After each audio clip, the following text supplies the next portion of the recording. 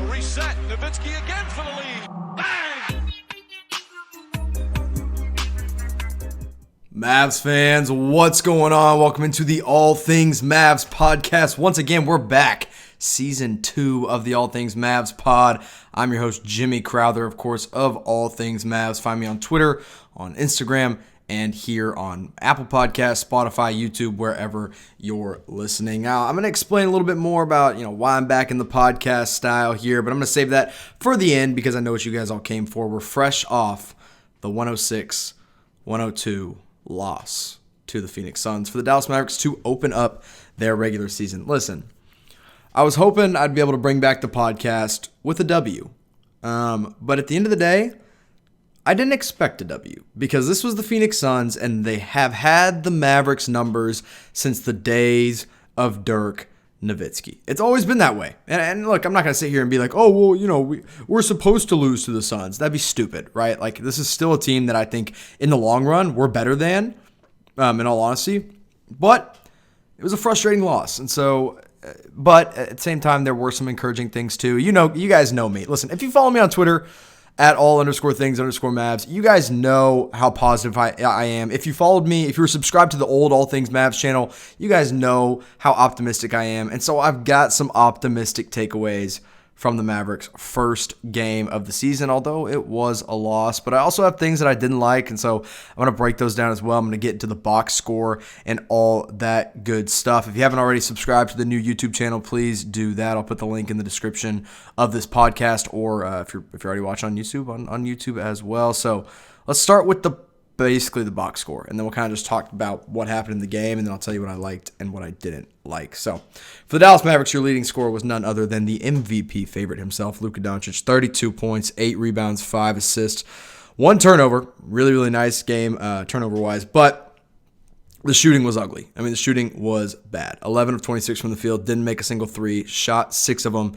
10 of 12 from the free throw line, though, so I mean, look, there's always one thing Luka can be better at, or there were always two things he could be better at: his three-point shooting and his free throw percentage. And you know what? The free throw percentage looked good, 10 of 12 from the field. He led the way. Two guys with 12 points. Tim Hardaway Jr. had 12 points on 3 of 10 shooting. Josh Richardson, 12 points and 7 rebounds on 5 of 11 shooting for him. Jalen Brunson actually also had 12 points, 5 of 8 from the field, 2 rebounds, 4 assists in 18 minutes off the bench. 11 points for Dorian Finney-Smith, 8 boards, 3 assists, 2 steals, 4 of 11 from the field. Didn't shoot it well, though, from 3, 1 of 6. Trey Burke had 7 points. Willie Cauley-Stein, 2 points. Josh Green, the rookie, had his first points in the NBA with 2 points. And Dwight Powell, 2 points in just 18 minutes of play, although he started the game. And don't worry, we're going to talk a lot about Dwight Powell. Also, Maxi Kleber, I didn't mention him, 10 points, 3 rebounds, 1 assist. We're going to talk about Maxi. We're going to talk about Willie Cauley-Stein. You guys know I love me some Willie Cauley-Stein. And honestly, tonight proved that even more. But, I know some of you guys are like, okay, well, what happened? How'd the Mavs lose this game? Well, honestly, the first half was bad. First quarter, they kept it close. It was 23-22. At the end of the first quarter, the Suns were leading, but neither team looked that good. The Mavs' defense looked really, really strong, but their offense, they couldn't hit the broadside of a barn. They could not throw a ball into the ocean. And then second quarter, they scored 23 points. The Suns score 30 points. So they outscore the Mavs again, and they go up by 8 at halftime. And honestly, it should have been 12, or it should have been 10, But the Mavs made a nice little run, not run, but they got 1 stop and 1 score before halftime. And that kind of, kept it within single digits.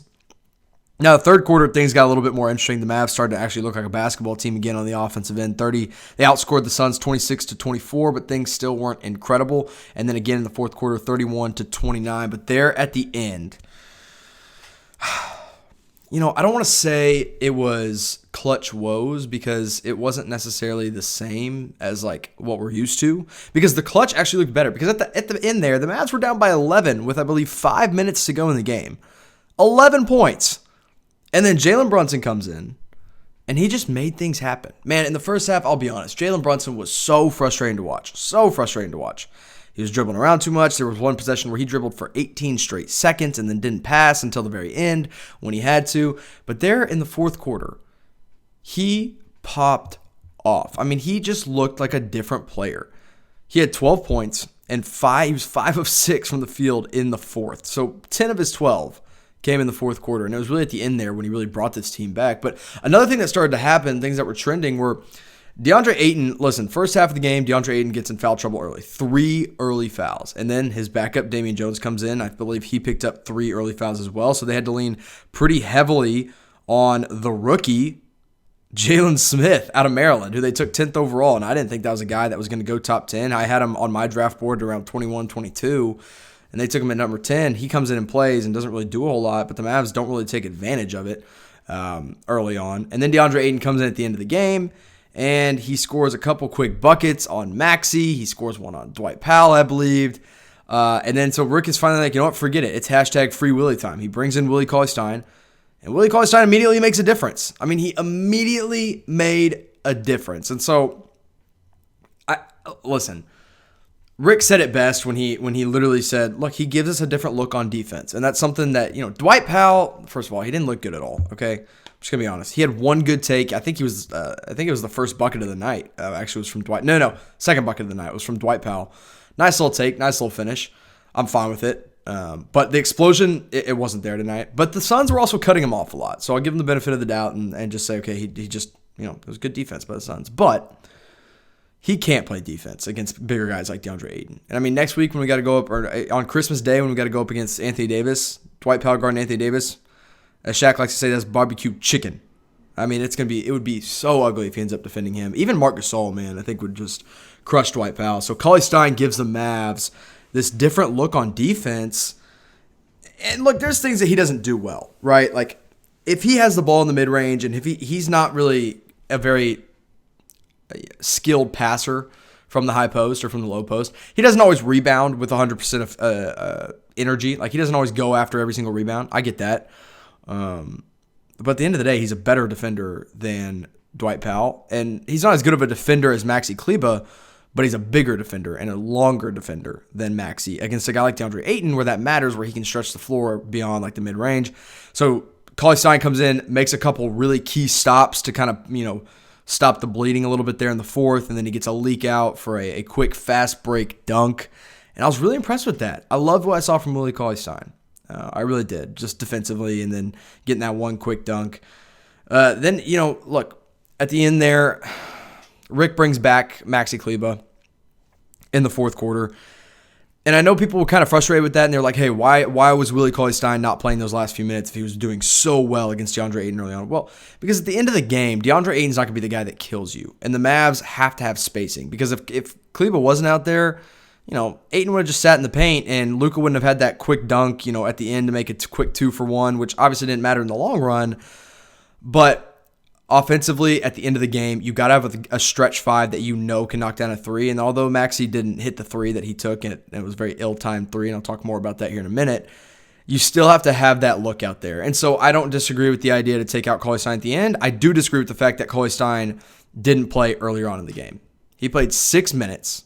And he was plus 14, the best plus minus in the game. And we know head coach Rick Carlisle likes to look at that plus minus, and he thinks it's important. So it should be important, and I think he will take that into account. So that's kind of how the game went down. And then at the very end there, yeah, like I said, Chris Paul hits a big mid-range jump shot to put the Suns back on top. And then after that, an ill-timed step-back 3 by Luka, which was very, very, very just aggravating to watch, because he wasn't hitting his threes all night. So the awareness just didn't feel like it was there. But also, it's one of those things where, okay, if Luka hits that shot, nobody's saying it's a bad shot, right? So you kind of have to, you got to take the good with the bad with Luka's clutch. And it was a frustrating 3. I get it. I'm not saying it was a good 3. It was a bad shot. The shot from Maxi before that was ill-timed with about a minute left. He shouldn't have taken that one early on in the shot clock. So really the Maxi 3 and the Luka 3 there at the end just kind of sunk the Mavs, and then Devin Booker goes down and closes it in crunch time. And that's how the game went down. So I kind of talked about 3 things that I liked already, or 2 things that I liked, 2 of my 3 with Jalen Brunson and Willie Cauley-Stein. But let me get into the third one, and then we'll take a quick little break, and then we'll get into the 3 things I didn't like, and then we'll talk about our next game against the Los Angeles Lakers, and I'll give you a breakdown of the new all things Mavs look. But yeah, the third thing I liked, so number 1 was Jalen Brunson, as I mentioned, in the second half. Didn't like first half Jalen Brunson. I loved second half Jalen Brunson. Getting him back was great for the Dallas Mavericks. Second thing I liked was Willie Cauley-Stein.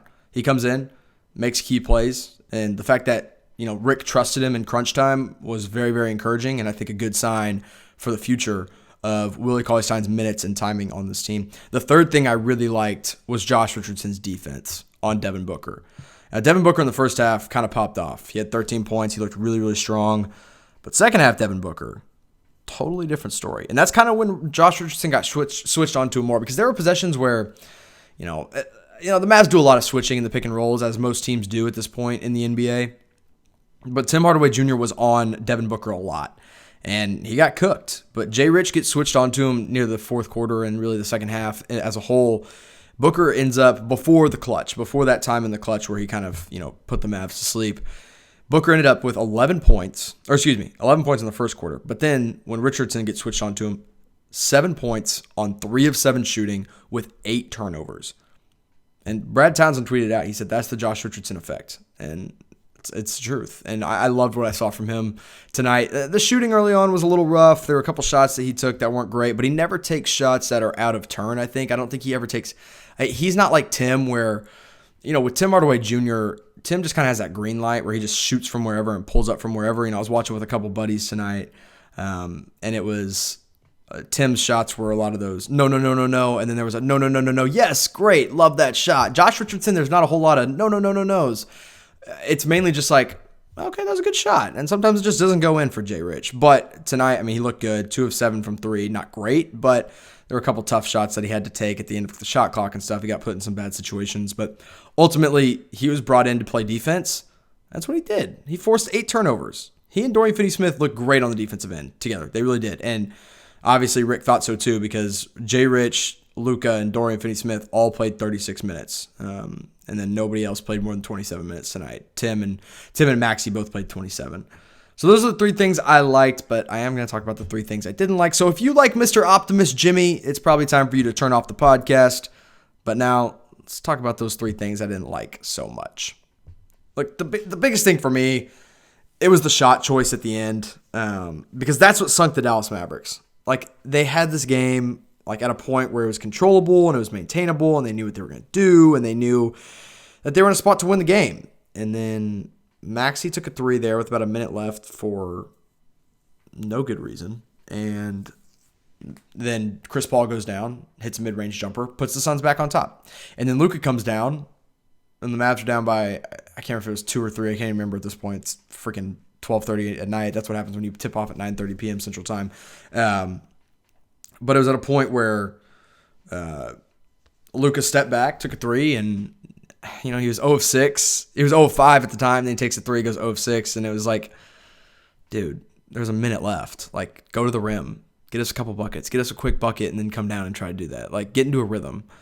So it was frustrating, but like I said, you got to take the good with the bad with Luka, and that was a bad shot, and I was frustrated. So Maxi and Luka's shot choice wasn't good. Speaking of shot choice, I'll kind of stick with this point as one of my 3. Tim Hardaway, as I mentioned with the green light, it's fine at times, but in the first half, Tim looked really, really rough. There were a couple that he knocked down, which is great, but man, some of those pull-up mid-ranges I'm not down for. It's just, mid-range jump shots aren't efficient. We know that now. They're just not. Especially when somebody's defending you. And Tim takes a lot when people are defending him. So it's kind of frustrating. That was very frustrating. I'll say it. It was ugly. That's all it was. Second thing I didn't like at all is the first half as a whole. If the Mavs had a decent first half, they would have won this game. But it was a bad first half. Very, very bad. Scoring a combined 45 points in the first half, that's not Dallas Mavericks basketball. That's not how they're going to win games this year, by not being able to outscore your opponents in the first half. It's just not going to work. And so getting off to these slow starts is not okay, but it's also the first game of the season, and you got to knock the rust off. The Suns didn't look good in the first half either, right? I'm not saying they did, but at the end of the day, I don't want to come in here and rely on second half play or end of the quarter play or end of the game play for this Mavs team to win. I want to be able to come out, outrun the opponents in the first half, and then relax a little bit in the third or fourth. But they couldn't do that. They had to fight their way all through the third. They had to fight their way all through the fourth. And I give them credit for doing that, but that's not a formula for success. And that's not what this Dallas Maverick team is built off of. They are built off of taking shots, making shots, and being a dominant offense. And, the defensive-minded thing is definitely there now, and the defense looked much better. But this team's going to win more games on offense than they are on defense. And being a bad first half team, it's just not going to cut it. The third thing I didn't like with the Dallas Mavericks tonight was and this kind of contributes to the first half slowness, but Luka Doncic being off the ball in the first half so much made zero sense to me. Like, I love that Josh Richardson can make plays. I love that Tim Hardaway Jr. is a confident ball handler. But Luka struggled early on, and you could tell it was because he didn't know what to do. There were times where he was just sitting in the corner, he was running around the perimeter, or, kind of just halfway, running through the offense because he didn't have the ball in his hands. And then when he gets the ball in his hands second half, he takes over and goes for 32 points. So this whole, play with the Luka off the ball thing, very minimally do it. Don't do it for an entire half of basketball. I didn't like it. It obviously took Luka out of his rhythm. And I'm just not, I'm not going to take the ball out of my MVP's hand. He's an MVP favorite for a reason because you want the ball in his hands at all times when the game matters and when it's the first half of the game. Like, you want that at all times.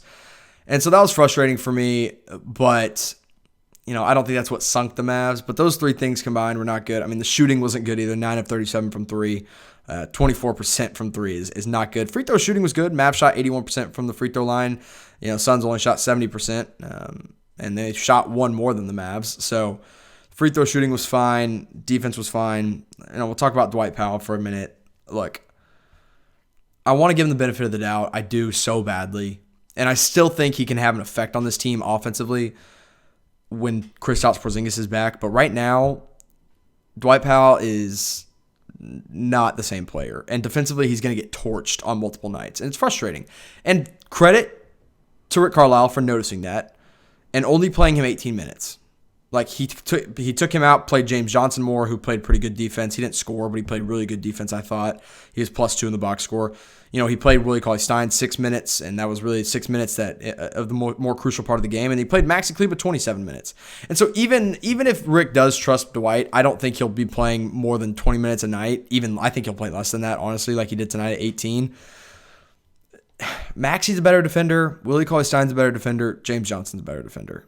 That's just all there is to it. And if this team thinks they're good enough offensively without Dwight Powell in the lineup, Powell's going to get phased out a little bit, and we'll bump him down to probably 15 minutes.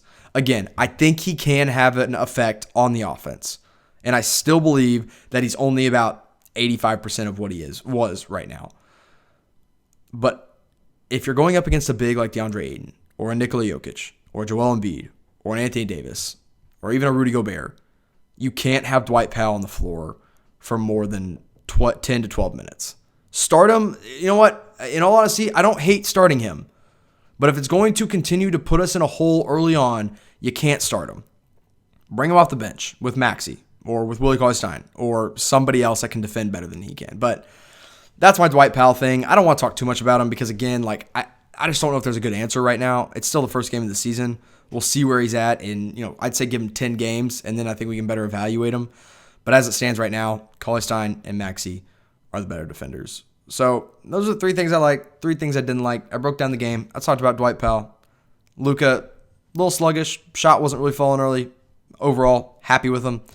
And so, about to put another little ad break in here. You can sit through it if you want, because after this, I'm going to kind of break down what's going on with me and where I'm at and everything with the new All Things Mavs channel.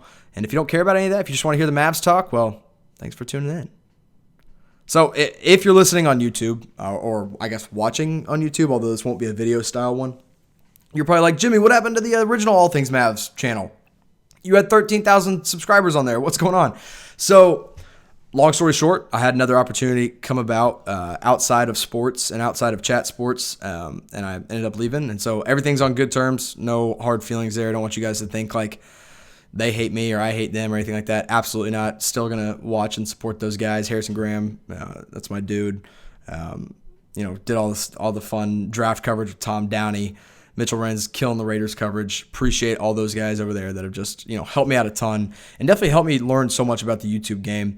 And so the All Things Mavs originally that a lot of you are probably already subscribed to is not me anymore. I will not be posting. I will not be affiliated with Chat Sports in any way, shape, or form at this point. But the new All Things Mavs channel is the only All Things Mavs YouTube channel you can find. It's All Things Mavs by Jimmy Crowther. That's me, in case you didn't know. And I don't have like a custom link yet. It's got to be, it's going to take a little while to get there, but yeah. So I'm going to have it on YouTube. I will also have all the podcast styles as well as if you guys are listening on Apple or Spotify. So I appreciate all y'all that already are subscribed to the new channel. All y'all that are already, following me on Twitter on both my personal and All Things Mavs. Also, a little update, and this made some of my Mavs fans mad, but I did make an All Things Thunder page because I decided, hey, I'm not, not at Chat Sports full time now, and I'm about to have a new job outside of sports, so why not expand the brand? And the Thunder are the other team that I know the most about because I spent 4 years up in Oklahoma. I was an Oklahoma State grad. And so if you want to follow me for my Thunder coverage, all_things_OKC. That is the new All Things Thunder page. Don't worry, Mavs coverage is still number one. The Mavs will always be number one for me. Do not even think for a second that I'm a Thunder fan. That is not the case. I just know enough about them, and they're a fun, young, and up-and-coming team. So if you want that coverage, definitely tune in there. But yeah, I appreciate all you guys. I appreciate all the love that I've gotten, and look, we already hit 250 plus subscribers in just one day. And so this is the first podcast that I'll post on the channel since moving channels, and appreciate all y'all that have tuned in. If you've made it to the end of the pod, and if you guys were loyal All Things Mavs subscribers on the other channel, we had the End of the Pod squad. Appreciate y'all, those of y'all that are part of the End of the Pod squad. You can do one of two things. If you're watching on YouTube, just type hashtag MFFL in the comments. That lets me know that you made all the way to the end of the podcast. If you're listening on Google or anything else, just DM me. Say End of the Pod squad so you can let me know. Appreciate all y'all that are tuned in. Christmas Day, Los Angeles Lakers versus the Dallas Mavericks. I'll have all that coverage for you right here on All Things Mavs. And as always, you guys know how it goes. Go Mavs, baby.